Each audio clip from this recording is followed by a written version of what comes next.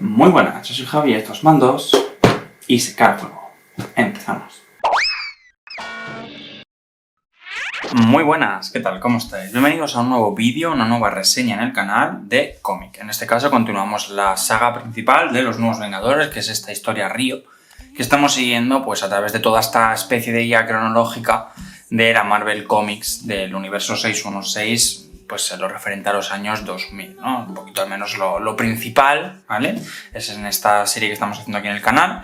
Y pues nos toca el siguiente volumen de los Nuevos Vengadores, que es El Colectivo. Lo tenemos en esta edición Must Have, ¿de acuerdo? Que es un poquito pues la edición en la que se vienen recopilando y reeditando pues toda la serie de los Nuevos Vengadores.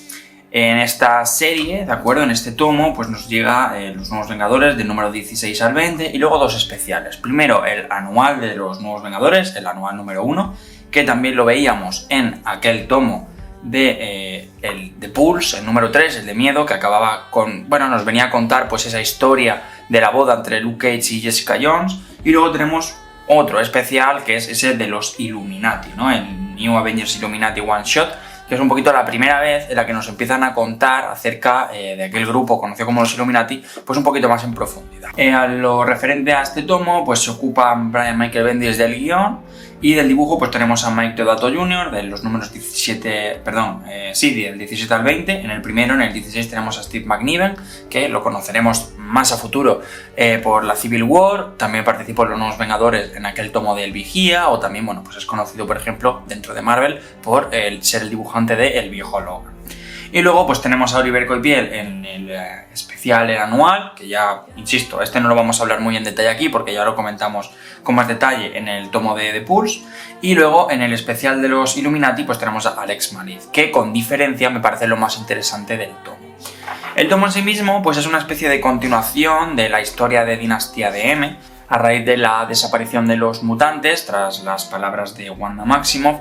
Pues digamos que toda la especie mutante no fue muy mermada, ¿vale? Se quedan 198, menos de 200 mutantes, y se sumen en su propia búsqueda individual, pues de una cura, en su propia depresión, en su propia desesperación, ¿no? Por así decirlo. Tenemos historias pues como aquella de Generación M, Vástago de M, todas esas que veníamos leyendo, y algunas a futuro que también irán llegando, ¿no? Pues dentro de lo que es la colección propia de los mutantes. Sin embargo, no había salpicado directamente en el universo Marvel, no en el universo Marvel, porque los X-Men son por supuestísimo el universo Marvel, de las cosas más importantes que tiene, ¿no? Sin embargo, me refiero en los eventos principales. En el grupo más importante del momento eran los Nuevos Vengadores, los Vengadores, ¿no?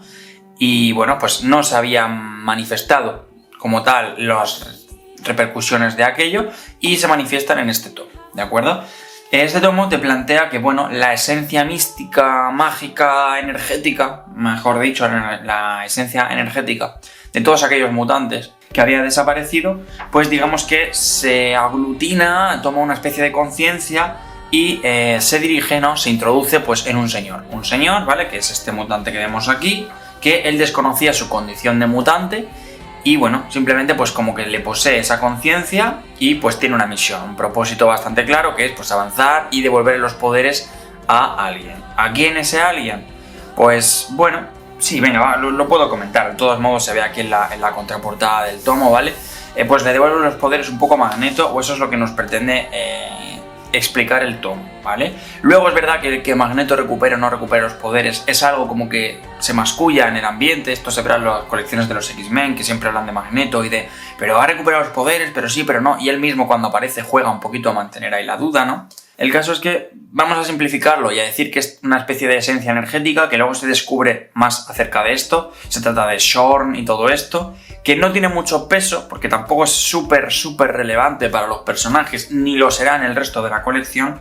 Sin embargo, si veníais leyendo la Patrulla X, pues sí que conoceréis un poquito más acerca de este personaje, ¿no? De Xorn, X-O-R-N.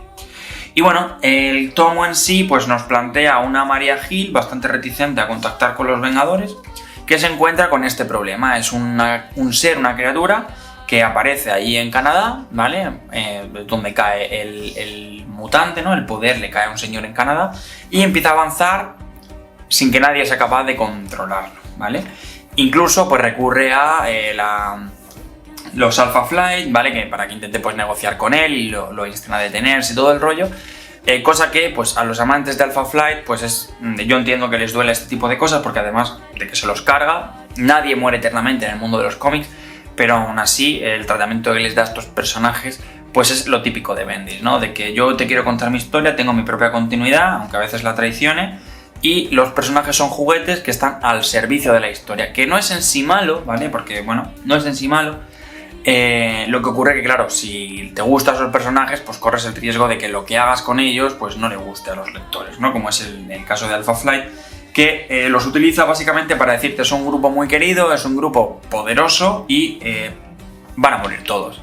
El problema no es que mueran o no mueran, es que te lo hace fuera de página, ¿no? O sea, fuera de viñeta, ocurre en una elipsis, no te los termina de desarrollar nada, simplemente aparecen y, bueno, Lobezno, que los conoce, tiene un par de frases en lo referente a ellos, pero poco más, ¿no? No les da un tratamiento muy cariñoso ni respetuoso.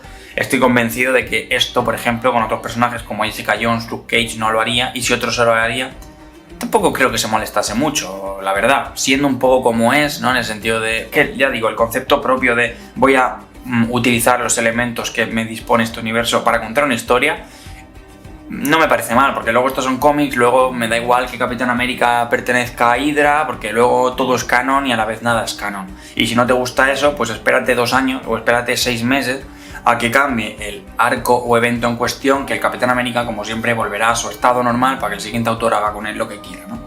Y esto es un poquito todo. El caso es que, bueno, nos va planteando una Maria Hill que está reticente a utilizar a llamar a los Vengadores, ¿no? Sin embargo, el presidente la insta bastante a llamarlos, ¿vale? Y aquí el grupo, pues digamos que esto es una de las cosas más interesantes que tiene el cómic, porque te habla muy bien de cómo Maria Hill pues está bastante contra las cuerdas y aunque no confía en los Vengadores, en el fondo sí que siente que los necesitan, ¿no? No dejan de ser un grupo de superhéroes muy muy poderosos y aunque no le gusta trabajar con ellos, hay cosas a las que sabe que S.H.I.E.L.D. no está preparada y aunque sí que le gustaría tener más control, de hecho ella pues estará bastante más a favor de la iniciativa en un futuro y demás, pero a este punto pues bueno, es algo con lo que tiene que lidiar, ¿no? Por su parte, mientras tanto, los Vengadores pues están haciendo obras sociales. Vemos aquí a un Luke Cage que cobra bastante protagonismo en un barrio marginal y que, pues bueno, la prensa se hace eco de ellos, entonces aparece, los entrevista. Capitán América tiene un pequeño chascarrillo, un pequeño gag, ¿no? En el que, bueno, acuden a él como líder visible del grupo y él hace como, no, si él está al mando, no sé qué, y Luke Cage es como, ¿me los han mandado tú? Bueno, tienen ahí un pequeño chascarrillo. El caso es que Luke Cage habla de que, bueno, cuando él se introdujo en el grupo de los Vengadores, lo hizo con una única condición, que fue el poder hacer cosas que realmente importen a la gente. Quiero decir, salvar el mundo está muy bien, porque si no, pues no hay mundo en el que vivir, pero cuando no haya que salvar el mundo, quiere marcar la diferencia y quiere proteger a la gente de su barrio, ¿no? De su barrio no necesariamente del Bronx o del barrio en cuestión de cada superhéroe, sino del barrio de las personas. De hecho, ese es un poquito el discurso. Entonces, él viene y dice, esto es un barrio marginal que por situaciones políticas, por situaciones económicas, por historias, se acaba quedando así y no es más que un caldo de cultivo para la criminalidad, para que la gente no puede desarrollar un medio de vida habitual porque no hay hospitales, no hay colegios, no hay... los niños se crían en un entorno pobre en el que en el edificio de enfrente estás viendo cómo la gente se mete droga, ¿no? Entonces él hace de que, bueno, va a llegar a los sitios, va a señalarlos y va a molestar lo suficiente como para que el responsable se avergüence y haga algo. Y si esa persona no lo hace, lo van a hacer ellos mismos, ¿no? Entonces vemos un poco pues ese grupo más apegado al suelo, más llano, ¿no? De hecho, en la propia alineación esto nos lo deja ver bastante bien, son una alineación bastante más terrestre. Esto se ve de dos formas. Primero, a nivel de poderes, porque luego de hecho veremos que prácticamente ninguno es capaz de hacerle frente al enemigo, porque son una de las alineaciones en este momento más débiles del grupo, a excepción de Iron Man y de Sentry, por supuesto, ¿no? En lo que se refiere a poderes y a capacidad de combate. De hecho, solo le aguantan mínimamente porque piden ayuda a Carol Danvers, que como ella puede absorber energía, pues digamos que aguanta un par de asaltos, pero ni aún así, el resto de personajes directamente salen fuera de pantalla. Porque Iron Man le dice, tú vete al Helicarrier y lo que tienes que hacer es ponerte a pensar en formas de vencer a este enemigo que no conocemos y que los análisis nos indican que tiene formas de energía que ni siquiera comprendemos porque no sabemos lo que es y por qué historias, ¿no? Entonces, por un lado tenemos esa cuestión más física de que es un grupo débil, no, por eso es más terrestre, de hecho es que prácticamente ninguno vuela, ¿vale? A excepción de Iron Man y luego más adelante la Capitana Marvel, bueno, Miss Marvel, ¿no? En este punto del cómic, y Sentry, pero Sentry además está muy bien jugado porque con el tema de la esquizofrenia es una carta que no pueden sacar siempre. De hecho, gran parte del cómic será el Capitán América pues intentando convencerle para que se ponga el traje y vaya a ayudarle, porque si no pues muere gente y no se pueden permitir eso, ¿no? Y la otra parte del por qué son más terrestres es por este tipo de cuestiones, porque van a abordar temas más a pie de calle, no hay tanta invasión alienígena, no hay tantas historias. A eso llegaremos más adelante, pero incluso el tratamiento de sagas como por ejemplo la invasión secreta con los Skrull y demás, tiene un tratamiento más, pues eso, de una invasión, de una infiltración, de un en quién confías y en quién no. No es un nos salimos y hay naves y disparos como si esto fuera Star Wars, como pueden ser otras sagas, ¿no? Si vamos hacia atrás, pues tenemos la saga de Korvac, la guerra Kree-Skrull, en fin, 1000 historias, ¿no? Y más adelante también, luego tendremos pues toda la saga de Jonathan Hickman, que se eleva a la máxima exponencia el tema del multiverso, de los espacios, de los tiempos y de todas las historias, ¿no? Aquí es una cosa bastante más comedida, por eso digo. Entonces, bueno, pues el caso es que los personajes pues se van enfrentando a este señor, hasta que finalmente lo comprenden, van investigándolo, y finalmente descubren que lo que se dirige es a Genosha. ¿Por qué? Pues porque toda esta conciencia de Xorn y todos estos poderes, digamos que son una especie de conciencia vengativa que intenta buscar a alguien con el suficiente poder como para que los vengue y que encuentre la manera de hacer, no solo hacer pagar, no tanto hacer pagar, sino de encontrar un estatus para los nuevos mutantes y todo el rollo. ¿Quién es esta persona? Pues Magneto, ¿vale? Entonces digamos que al final hay una especie de combate. Vale, bueno, hay varios momentos en los que por fin interviene Sentry, pues una tal, ¿no? Aquí vemos ya Magneto. Y hay un combate en Genosha con un Magneto como poseído, porque ni siquiera es el per se, aquí lo vemos, Xorn, no sé qué. Y empieza incluso a levantar un ejército de muertos, como si fueran los... Está bastante chulo estéticamente, no sé muy bien qué ocurre ni por qué pasa lo que pasa, porque no es que tenga muchísimo sentido. Pero bueno, el caso es que pues, es una excusa pues, para que tengan una batallita los Vengadores, ¿no? Mientras tanto, pues descubrimos por qué el presidente había insistido tanto a Maria Hill para que mande a los Vengadores a esta misión, porque ella era como, no, S.H.I.E.L.D. se ocupa, Alpha Flight no ha podido, pero S.H.I.E.L.D. nos prepararemos, y él es como, no, manda a los Vengadores. Y si mandamos a otro grupo, no, a los Vengadores.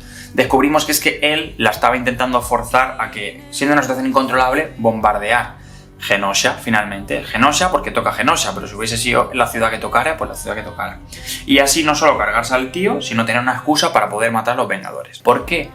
Recordemos que en tomos anteriores ya habíamos visto a Maria Hill hablando con el presidente, y como el presidente, creo que era en Guerra Secreta donde esto se veía, como el presidente se mostraba poco contento con la existencia de seres superpoderosos que pudieran suponer pues, dificultades, ¿no? A sus mandatos, a la política y todo este tipo de cosas. Maria Hill, que no es tonta y que es bastante consciente de esta situación, incluso pone en manos libres, digamos, la conversación con el presidente para hacerle entender a Iron Man en dónde se están metiendo.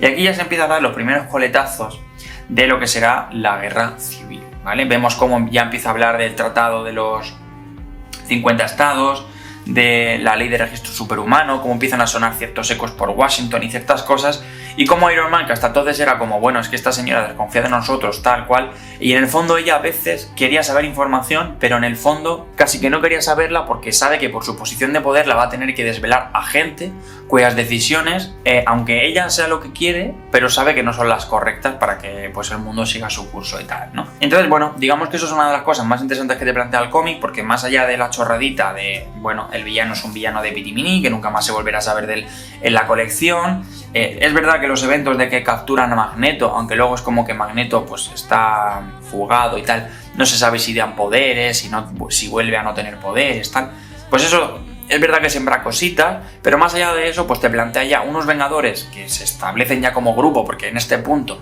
ya están como somos los Vengadores, no estamos como de secretillo como estábamos antes. Y no solo eso, sino que bueno, pues aparte te va sumando, ¿no?, al desarrollo del personaje de Maria Hill, que está bastante bien en este cómic, y cómo se va creciendo la tensión y va mascándose, ¿no?, pues ese fracaso, digamos, anticipado por cómo a nivel político pues intentan poner trabas. Luego tenemos este especial de la boda, que insisto, pues vamos a dejarlo un poquito de lado porque ya lo comentamos en la otra reseña, y el momento final, ¿vale?, que para mí es el más interesante, que es este primer número de los Illuminati, ¿vale? Nos establece en varios momentos, en un primer momento en la formación de un grupo, ¿vale?, en el que Iron Man pues habla de, bueno de la guerra Kree-Skrull y cómo casi los han vencido. De hecho, ellos fueron incapaces de evitarla, sino que simplemente pues consiguieron minimizar los daños y aguantar lo suficiente como para que se resolviera por sí misma, pero que no habrían podido vencerlos en caso de que hubiesen continuado la guerra. Entonces, bueno, habla Iron Man de una especie de coalición, sí, de delegación, ¿vale? Donde, bueno, una delegación del superhéroe representada por un poco por todos, ¿no? Digamos que tener una especie de peso, ¿vale? Esto más o menos fue un poquito a medida que avanzamos, pues lo que medio se consiguió cuando los Vengadores tenían cierto poder político y tal, ¿vale? Lo que pasa que, bueno, de alguna manera, pues eso no quieren que sacaran porque esto es otra etapa, entonces digamos que se corra un tupido velo sobre eso. Y aparte, pues digamos que no fue un estatus per se de control como ellos querían tener, sino que fue prácticamente una fuerza de pacificación mundial, ¿vale? Pero, o sea, tenían su propia autoridad, su propia inmunidad diplomática, todo este tipo de cosas, pero tampoco era per se la idea que tenía Iron Man. Todos se muestran un poco escépticos, a excepción de Pantera Negra, en el que dice que vosotros, cuando no confluyen en que esto es una cosa factible, porque de hecho Namor es como yo no confío en nadie, Atlantis versus la Tierra, básicamente, ¿no? Entonces no quiero, no estoy a favor, tal.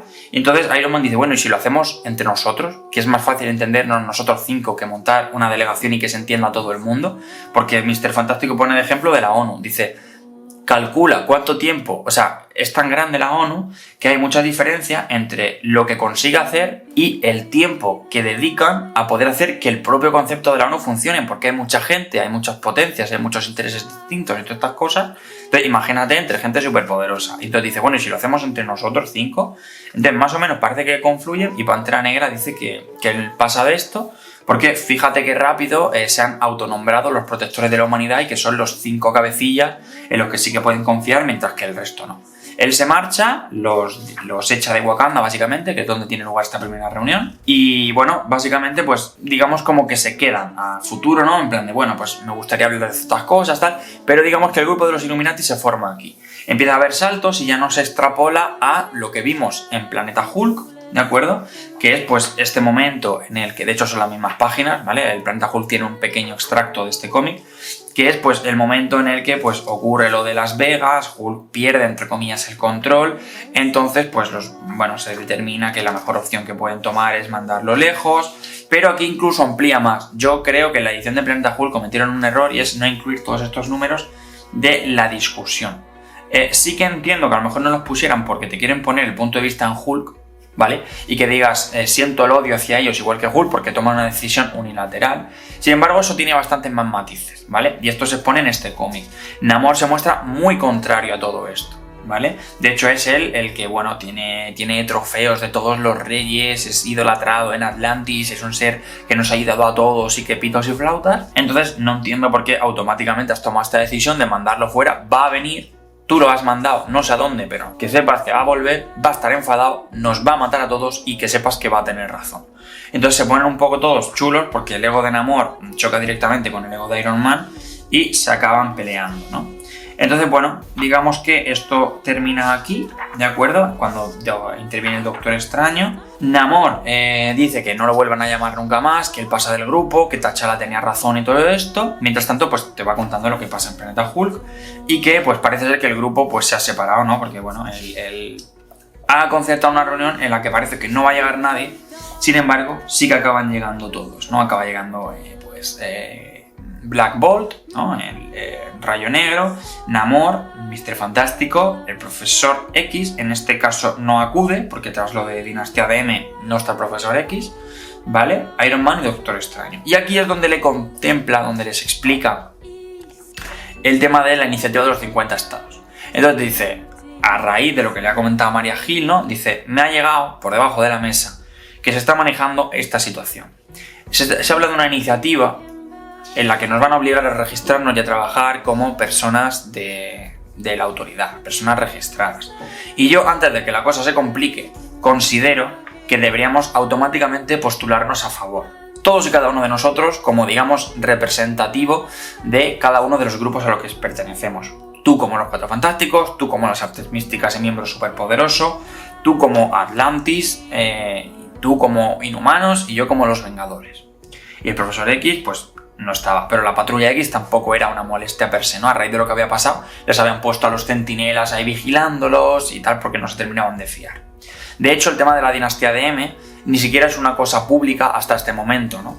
Es una cosa que pasa por lo Bajini, solo lo recuerdan los que participaron aquí. Maria Hill lo descubre a raíz de aquí cuando Iron Man manda a Spider-Man al Helicarrier a que, pues bueno, utilice su mente científica para ver cómo vencer al tipo, al señor este, ¿no? El colectivo, que lo llaman.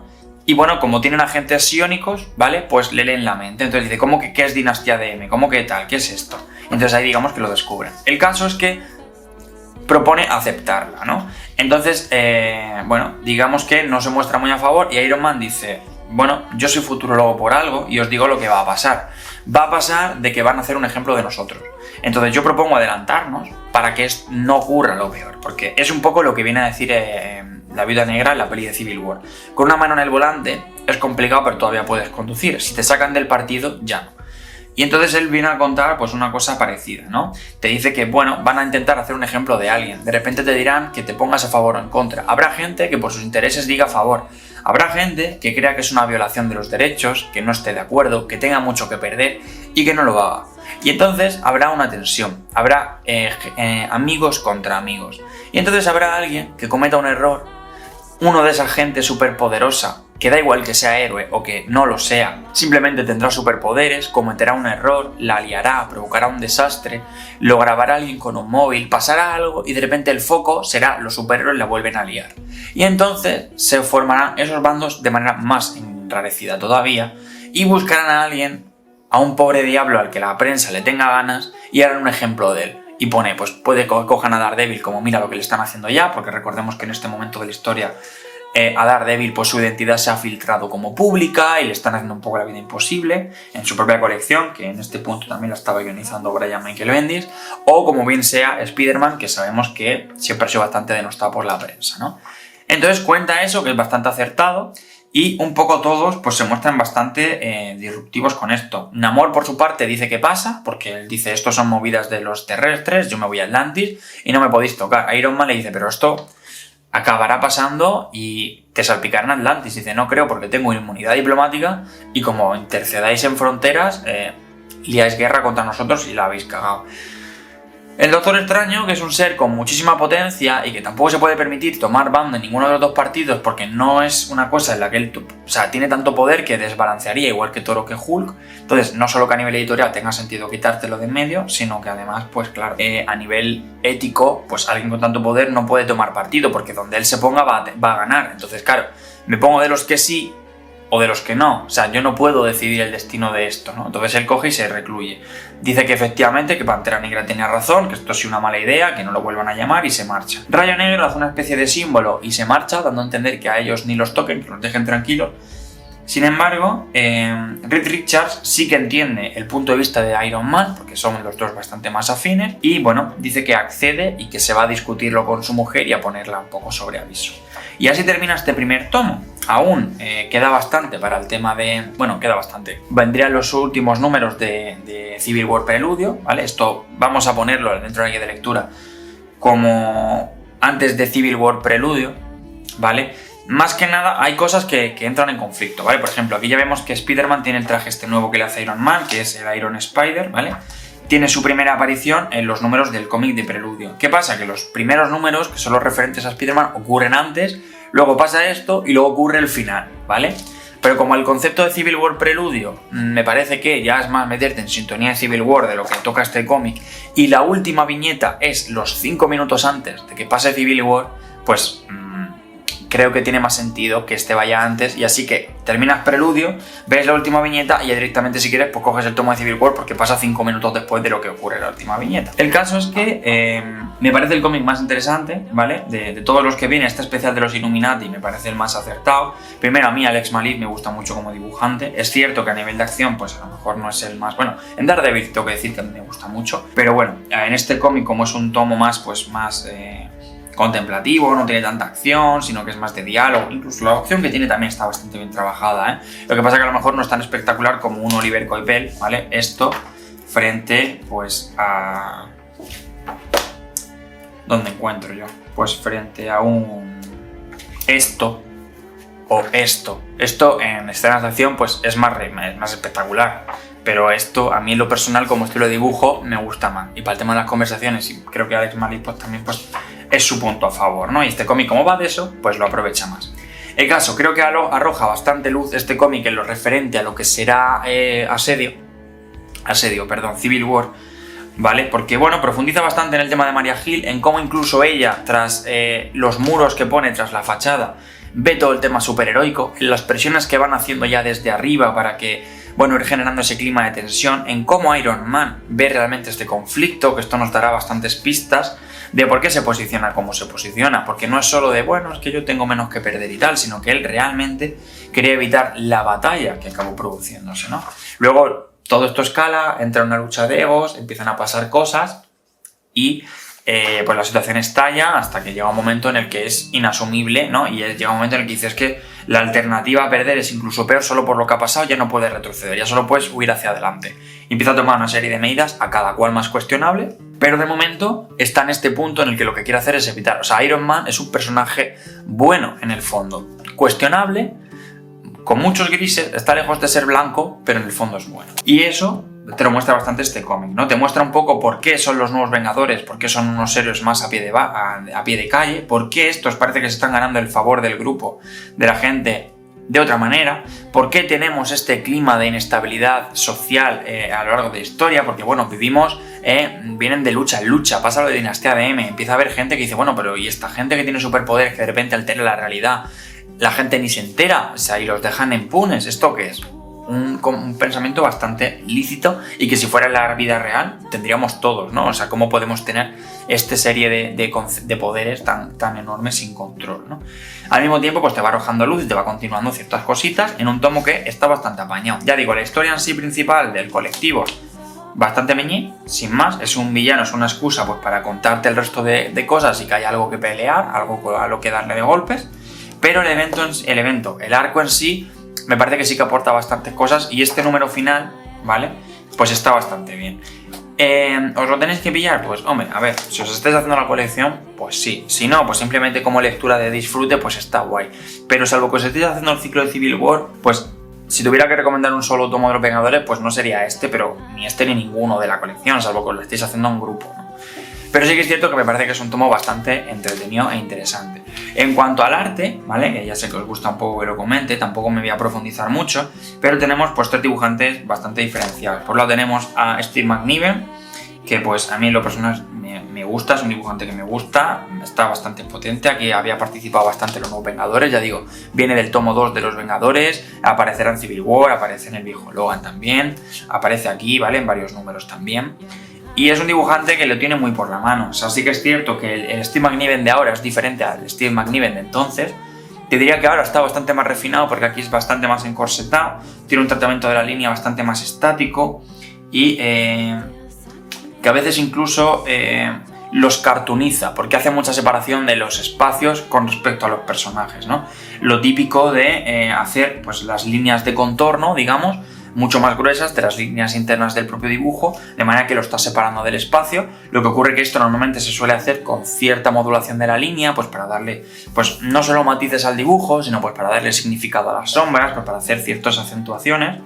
Steve McNiven es bastante normal, da igual esta línea que esta, que las dos van a tener más o menos lo mismo. Entonces eso sumado con el color que siempre suele trabajar, ¿no? Además tiene unas tintas muy típicas suyas, porque McNiven es uno de estos autores que sus dibujos son ya prácticamente un final, ¿de acuerdo? Hay autores que son más dejados, McNiven no lo es, no sería el caso.